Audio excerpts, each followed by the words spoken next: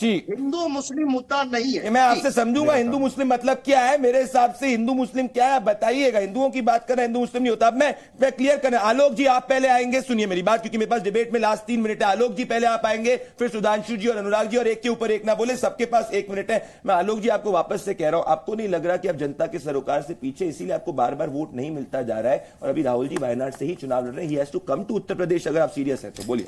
तो वायनाड कोई पाकिस्तान में तो है नहीं। देश के प्रधानमंत्री गुजरात छोड़ के एक मिनट भाई, बोलिए, बनारस क्यों चले गए देश के प्रधानमंत्री, हमने तो कभी नहीं पूछा। देश के प्रधानमंत्री हैं, लोकसभा का चुनाव कहीं से भी लड़ सकते हैं। अब बात आती है जो सुधांशु भाई ने 2-3 सवाल उठाए। इन्होंने कहा महंगाई है ही नहीं। देश की जनता सुने आज जी न्यूज को कि महंगाई नहीं है, बेरोजगारी नहीं है। 50-60 लाख बच्चे जिनका पेपर लीक हुआ, जो सड़कों पर लखनऊ में बैठे रहे, वो कान खोलकर सुने कि बेरोजगारी नहीं है। इन्होंने एक आंकड़ा प्रस्तुत किया यूपीए 1 और यूपीए 2 का, मैं दे देता हूं। जो ग्रोथ रेट है वो 7.1% था, और अभी तक बीजेपी का जो एवरेज आया है वो 5.7 है। इस साल का जरूर उनका 7 पॉइंट समथिंग है, लेकिन अगर 10 साल का एवरेज दोनों का देखेंगे तो लगभग 1.25% एनडीए से ज्यादा रहा यूपीए का। अब वापस आते हैं साहब, ये कह रहे हैं कि हमने तो बहुत काम कर दिया, देश के ऊपर 4 गुना कर्जा बढ़ा दिया आपने। आप कह रहे हैं फॉरेक्स बढ़ गया। अरे भाई ये क्यों नहीं बताते कि देश के ऊपर 4 गुना आपने कर्जा बढ़ा दिया।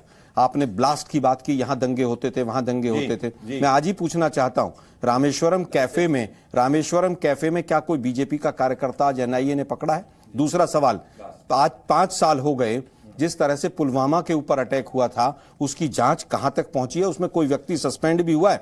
तीसरी अंतिम बात कहना चाहूंगा, आरएलडी के जो प्रवक्ता थे वो बड़ा ज्ञान दे रहे थे इधर का उधर का।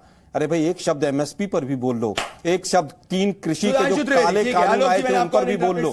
जिस तरह से आप लोग पूरी तरह से पाला बदल कर। सुधांशु जी ठीक है, आलोक जी, सुधांशु जी जवाब देना। Alok ji, Sudhanshu ji last 30 seconds 40 seconds in the debate. Sudhanshu Trivedi ji, Sudhanshu ji मुझे दिखाएं। देखिए, सारे दर्शक बैक करके जाके देख सकते हैं। इस ढंग से सरेआम झूठ नहीं बोलना चाहिए आलोक शर्मा जी को। मैंने कब कहा कि महंगाई बिल्कुल नहीं है? मैंने कहा महंगाई की दर 5 कम कर, चुनौती देके जाता हूं। अगर मैंने कहा कि महंगाई बिल्कुल नहीं है, मैंने कहा महंगाई की दर 5% है, जो आप झूठ बोल रहे हैं आप। मैंने कहा 2018 के बाद न्यूनतम स्तर पे फिर चिल्लाने लगे। कोई जाके डिजिटल डाटा है, पीछे देख सकता है। एक के ऊपर एक नहीं, आलोक जी एक के ऊपर, आलोक जी एक के ऊपर, आलोक जी एक के ऊपर एक, आलोक जी सिर्फ सुधांशु जी के पास है, एक के ऊपर। सुधांशु जी मुझे दिखाई, आलोक जी हो गई बात। नहीं, सुधांशु जी को दिखाइए मेरे साथ में, मैं कह रहा हूँ जी, उनको कंप्लीट करने दीजिए अपनी बात। देश के ऊपर 4 गुना कर्जा बढ़ा के नहीं, हाँ या ना में उत्तर दे दीजिए मुझे। सुनिए, मैं कहता हूं ना कोई मेरी बात पे भरोसा करे ना आलोक जी की बात पे। इसी डिबेट की रिकॉर्डिंग को रिवर्स करके देख ले। मैंने कहा 2018 के बाद सबसे कम है। सरासर झूठ बोलते हैं आदमी। और मैं पूछना चाहता हूं, अगर आप विकास की दर बता रहे, महंगाई की दर, तो 2014 में कितनी थी बता के जाइएगा, भागिएगा नहीं जब आपकी सरकार आई थी। सरासर झूठ बोल रहे हैं। 7.2% थी 2004 में। 10 वर्षों का, 10 वर्षों का मेरे पास समय नहीं है।